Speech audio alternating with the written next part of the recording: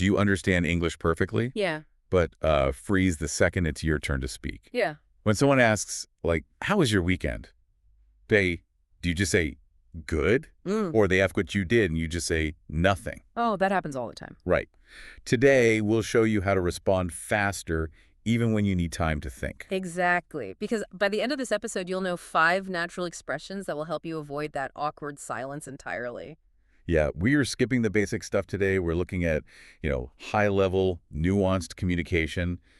But to really grasp how to fix this freeze response, I think we need to hear what it actually sounds like out in the real world. We definitely do. We need to show the anatomy of the problem before we give you those 5 expressions. So let's do a quick demonstration. I'm going to try to start a casual conversation, and I want you to give me the absolute shortest, tightest answers possible. I sincerely apologize to you and to the listener for what is about to happen. This is going to be excruciating. I'm bracing myself. Yeah.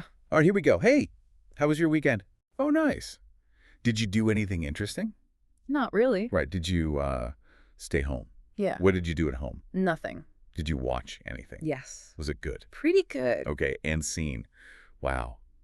I'm literally sweating just from doing that. It's brutal, isn't it? It felt like a hostile cross-examination.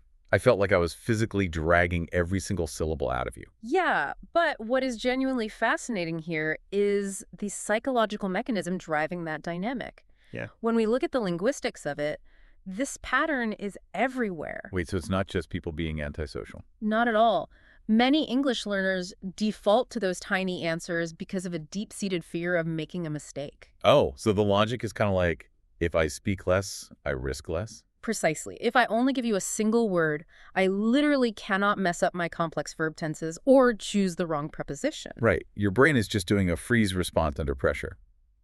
But the consequence, and this is the heartbreaking part, is that to your conversational partner, you don't sound careful. No, you sound completely uninterested.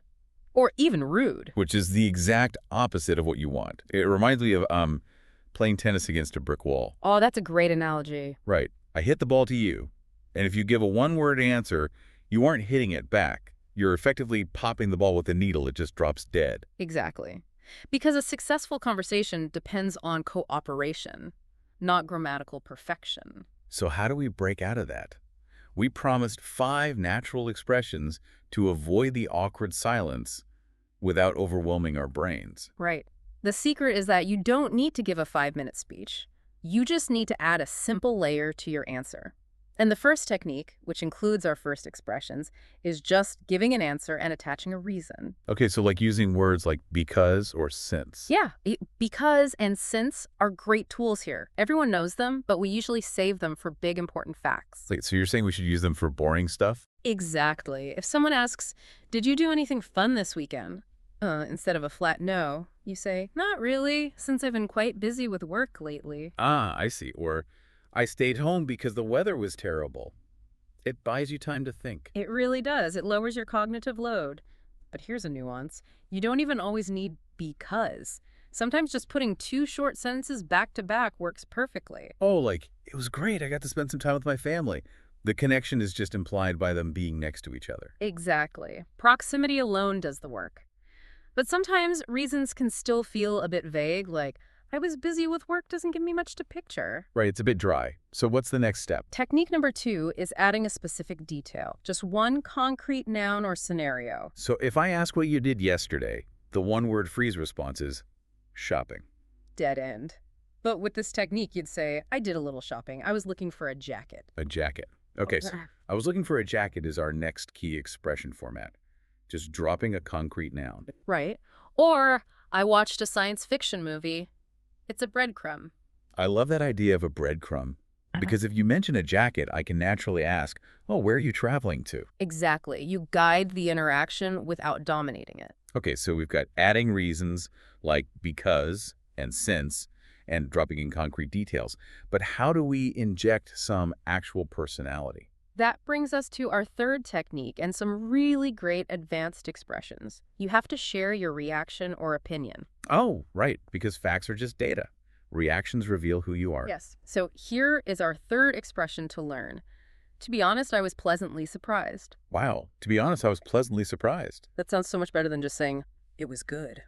It shows nuance. Or you could use the exact opposite. I wasn't particularly impressed. Yeah, that flows beautifully. Now, there's one specific phrase from our research that I really want to highlight because it's the ultimate tool for advanced fluency. Let's hear it. It's expression number 4. I have mixed feelings about it. Can you break down why that's so powerful? I'd be glad to. Having mixed feelings means you can see both the positive and negative aspects of something at the same time. So it proves you aren't just translating basic words. You're processing complex thoughts. Precisely. If someone asks how you like remote work, instead of freezing and saying it's okay, you use the expression. I have mixed feelings about working from home. I appreciate the flexibility, but I miss my colleagues. Exactly. It creates such a rich conversational environment. It gives the other person so much to work with. Okay, so we have 4 amazing expressions and Yeah. techniques so far. But to really keep the tennis ball in the air, what's the final piece? You have to master the bounce back. You answer, and then you explicitly return the question. So this is expression number 5. Stuff like, how about you? Or what about yourself? Exactly. Is that something you're interested in? Is another great one. But I have to give a critical warning here. Well, what's the catch? Do not use this technique after every single answer. Right. If you constantly say, how about you? After every single sentence, you're going to sound like an automated customer service bot. It becomes a nervous edict instead of a genuine question. The sweet spot is blending these strategies organically. So mix a reason with a reaction or a detail with a bounce back. Give us an example of what that blended sweet spot sounds like. It sounds like this. I've been fairly busy lately because I'm working on a new project. It's challenging, but I'm learning a lot. What have you been working on recently? Oh, that is incredibly smooth. You added a reason with because, you shared your reaction that it's challenging, and you bounced it back. It accomplishes everything in just 3 sentences. I am thoroughly convinced. But to really prove this works, I think we need a chance at redemption. Oh, you mean redoing our terrible conversation from earlier? Yes. We need to redo it, but this time, apply the rules. Use the expressions. I am more than happy to overwrite that first memory. As we do this, I want you listening to really pay attention to the rhythm. Yeah, listen for the reasons, the details, the reactions, and the bounce backs. All right, let's do this. Take 2. Hey, how was your weekend? It was surprisingly relaxing, actually. I'd had an exhausting week, so I decided not to make too many plans. Oh, that sounds incredibly sensible. Did you do anything interesting with the downtime? I went to a small cafe on Saturday morning and spent a couple of hours reading. It may not sound particularly exciting, but it was exactly what I needed to recharge. How about you?